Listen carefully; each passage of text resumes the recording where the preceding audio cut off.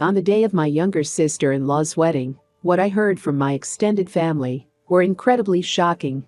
"There's no seat for a poor ugly person like you. You finished your receptionist duties, so please go home now." What on earth did I do? Their terrible treatment of me made me stand there dumbfounded, but little did they know, the events that unfolded afterwards would leave them in despair instead. My name is Linda, a 28-year-old office worker. I was raised in a single-parent household where my mother is busy working and I do household chores to manage our daily lives together since childhood. I went on to attend a local national university, and after graduating, I found employment at a general company.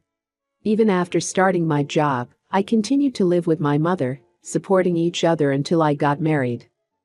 My husband, Mark, is a tall and handsome man, graduated from a prestigious private university. We met through work, and after his persistent pursuit, we got married. His sincerity and kindness have remained unchanged even after marriage. He is a husband I am proud of, and I don't deserve someone like him. Our married life with my husband is going smoothly, but I am troubled by one thing, which is the relationship with my in-laws. Everyone in my husband's family is good-looking, which secretly makes me feel insecure. We come from completely different backgrounds when it comes to eyelids. My family has naturally single eyelid, but my husband's family has beautifully double eyelids. It seems like my mother-in-law and sister-in-law have an excessive confidence in their appearance, or perhaps they revel in a sense of superiority, as they never miss an opportunity to belittle my looks whenever we meet. This is a story from the early days of our marriage. "Your sister-in-law is really ugly, isn't she?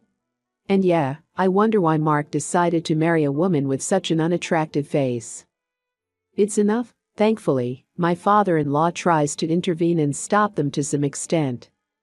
But my mother-in-law and sister-in-law, who clearly have a complete disdain for me, continue with their verbal abuse. What's with the act? Even my father secretly looks down on this woman. You should say it too. Someone as ugly as you is not suitable for Mark. While being glared at by my mother-in-law and sister-in-law, my father-in-law remains silent. Unable to tolerate their verbal abuse any longer, my husband finally exploded. "Enough is enough. Stop belittling Linda all the time. You don't have the right to speak ill of the person I chose." When my husband shouted like that, my mother-in-law and sister-in-law fell silent, but with dissatisfied expressions. Perhaps sensing their lack of remorse, my husband, without hiding his frustration, said, "Let's go, Linda. I can't take it anymore." My husband said that and took my hand, leading me away from the uncomfortable in-laws' house. After that exchange, we decided to minimize our interactions with the in-laws as much as possible.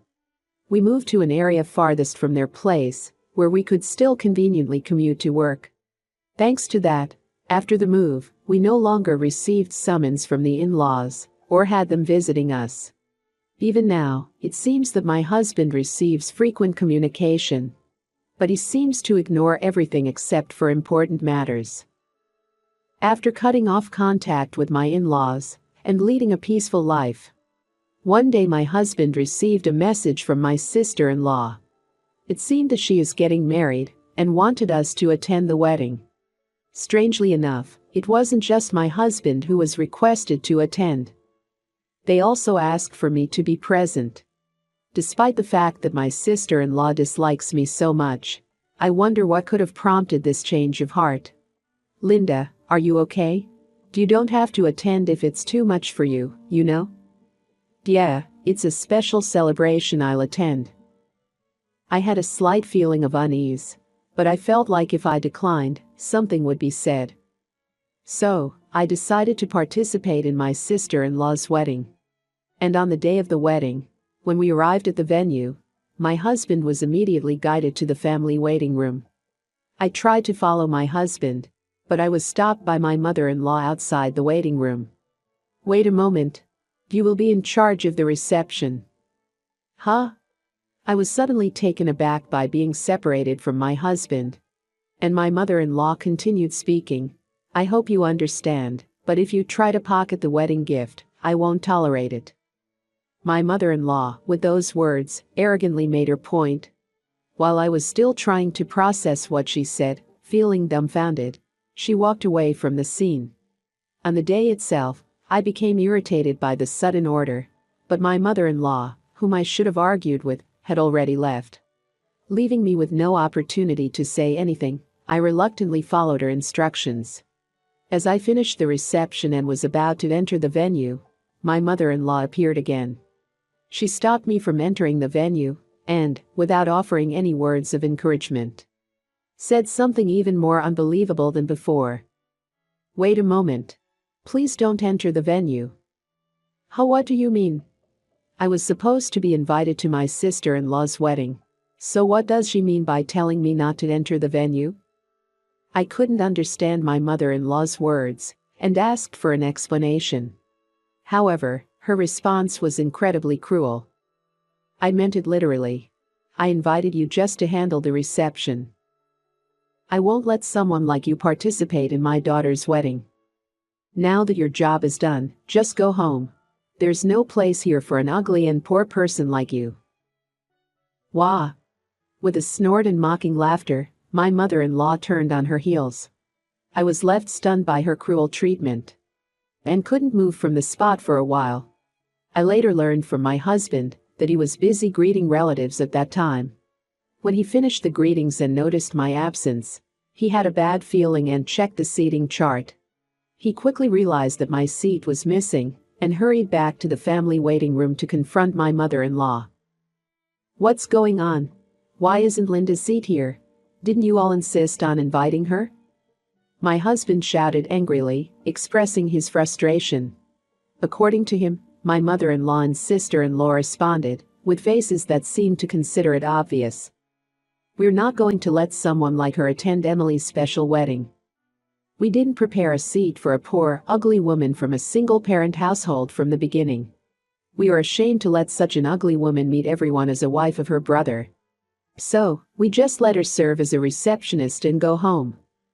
You don't want to attend with such a person, do you?" Without any remorse, the women grinned and laughed. It seemed that the husband was at a loss for words. Did Dad know about this? My husband snapped at my father-in-law, regaining his composure. My father-in-law, in a flustered manner, replied, "Well, it would spoil the festive atmosphere, wouldn't it?" My father-in-law awkwardly made excuses. In other words, it meant that he had knowingly ignored the intentions of my mother-in-law and sister-in-law. My husband was extremely furious with such family members. It seems he shouted with a red face, bursting with anger. "Both Dad and Mom, and even my sister, all of you are the worst. Fine. If you're going to have that kind of attitude, I have my own thoughts too." Saying that, the husband glared at them and left the waiting room. It is said that he then made a phone call to a certain place. "Oh, I see, I understand. Well then." After ending the call, the husband put away his smartphone.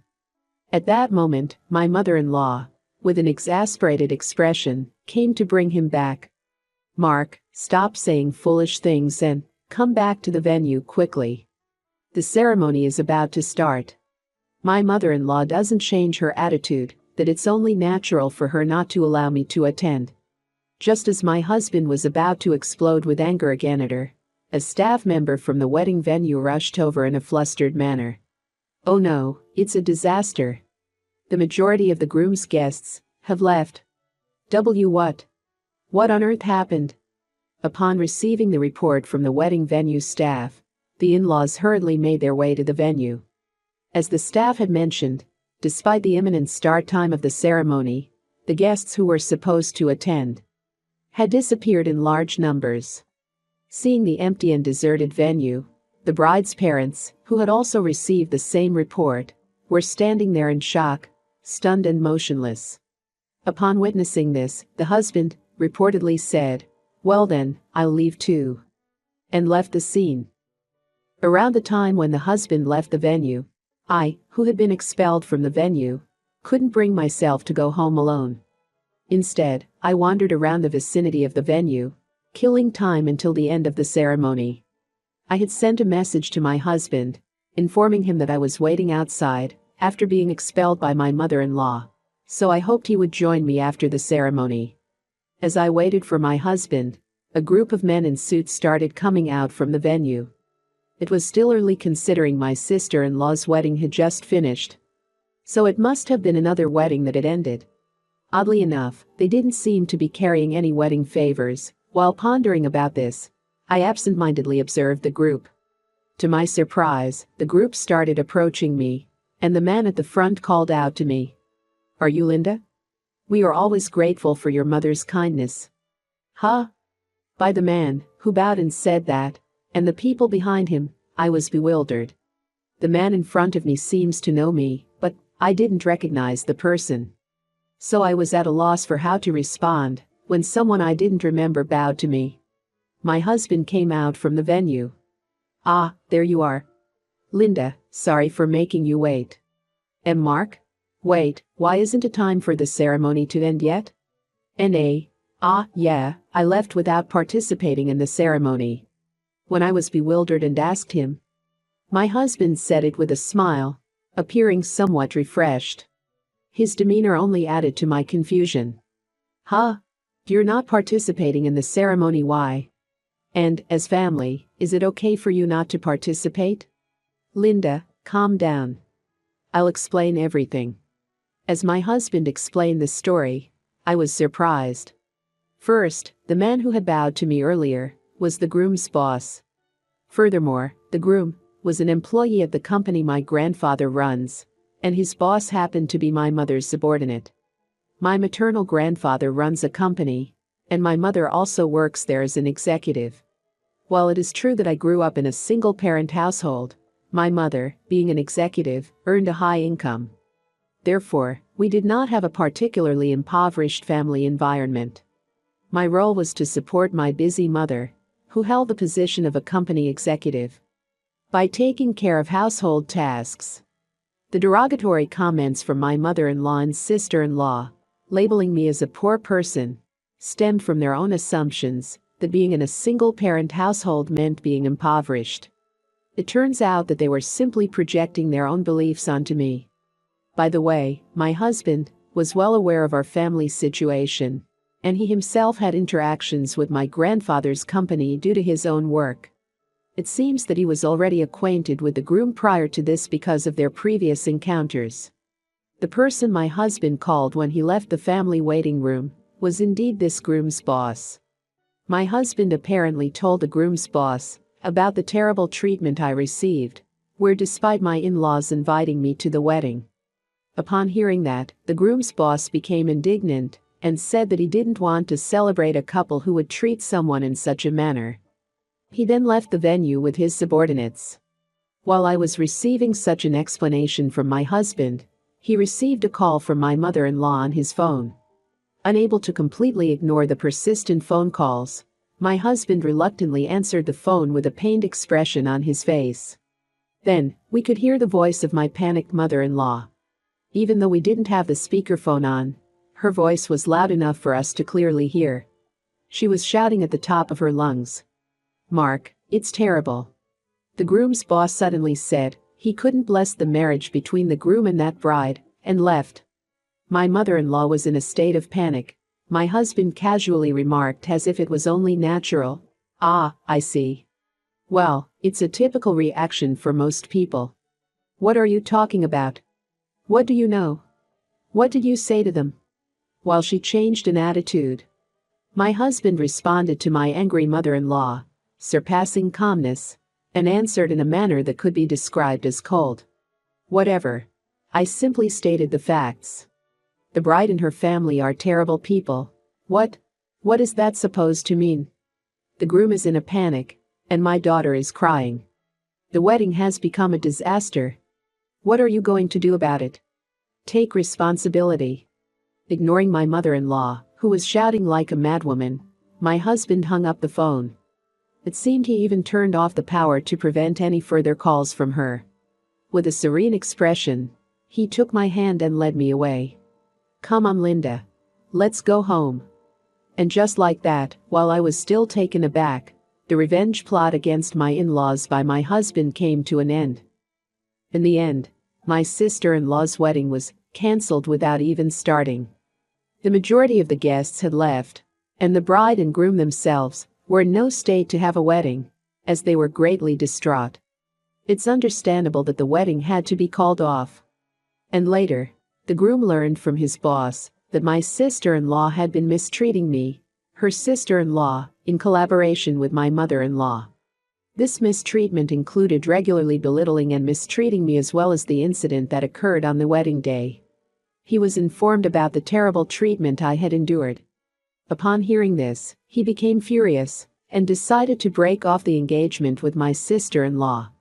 After breaking off the engagement, according to my husband, who had encountered the groom at work, he said it was fortunate they had planned to register their marriage after the wedding. He mentioned that the groom had a wry smile on his face. My sister-in-law, on the other hand, had originally planned to split the wedding venue expenses. But the groom demanded that she pay the entire amount. However, with no money, she reluctantly borrowed and paid off the expenses. With the engagement being broken off, my sister-in-law ended up burdened with debt. She became a recluse in my in-laws' house. It seems that she spends her days insulting and berating my in-laws. It's because of you all that I was abandoned by him. I had to go into debt, and my life is a mess. How could you do this to me? Please calm down. Shut up, you damn old hag, according to my husband, who went to see the state of my in-laws. My mother-in-law had become worn out from being constantly insulted by my sister-in-law every day. Due to stress and had severe skin problems. Both of them had lost any trace of their once proud beauty. The wedding venue that was supposed to hold their wedding had suffered from spreading rumors and a significant decrease in customers to the point of near bankruptcy. The wedding venue was not at fault, so I feel sorry for them. According to my husband, his phone received daily messages from my in-laws, seeking help and asking for a resolution to the situation. However, my husband chose to ignore and continue disregarding their pleas for assistance. My husband chose not to respond or address their messages, and he continued to ignore them. In the midst of all this, my husband decided to change jobs and join my grandfather's company, and we moved closer to my family's home. I had been wanting to support my mother, who was still working, and my husband realized this and made it happen. I'm very happy about my husband's thoughtfulness. Additionally, when we moved, my husband changed his phone number, completely cutting off all ties with my in-laws. Recently, my husband's phone hardly rings at all, and we are able to enjoy peaceful days. I won't have to hear anything from my in-laws anymore. From now on, my husband and I can focus on enjoying a happy life together.